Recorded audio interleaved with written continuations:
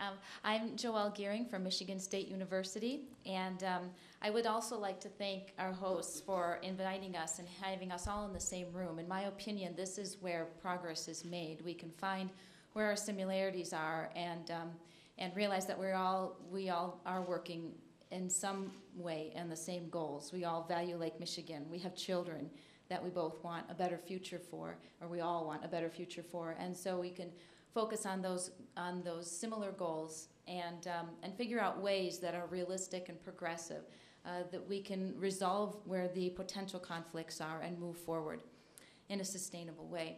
And so I really enjoy working with a group as diverse as this one is.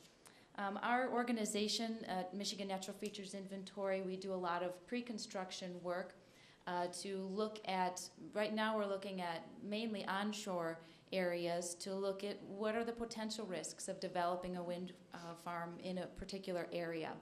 And that will give us a better understanding of what are some of the ways that we can possibly minimize those risks or just at least understand what those risks are. We also do a lot of basic research in relation to wind energy. Such as now I would consider some of the offshore work that we're doing as pretty much basic research. We know very little about what's going on with wildlife on top of the Great Lakes. You'll talk a little bit more about what's underneath the Great Lakes maybe, or within. But on top, we don't know a whole lot, and so we have the opportunity now to do some of the basic research to fill in some of those information gaps.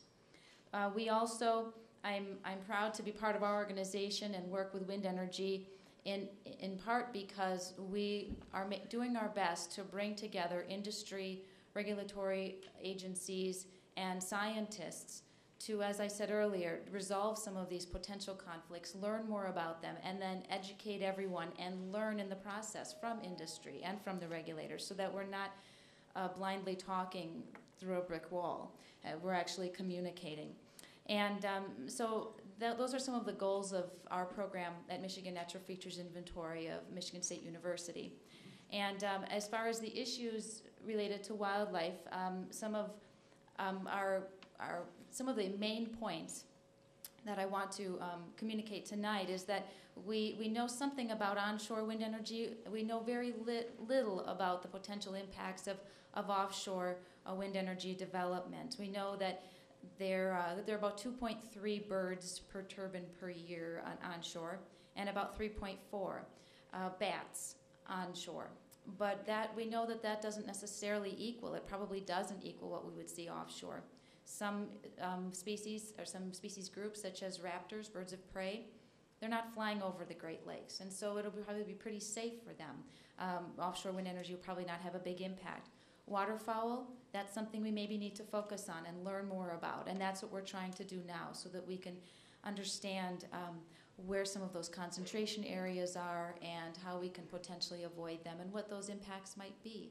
We do know a little bit about offshore wind energy development from work that's been done in Europe in marine ecosystems, which is very different from freshwater systems.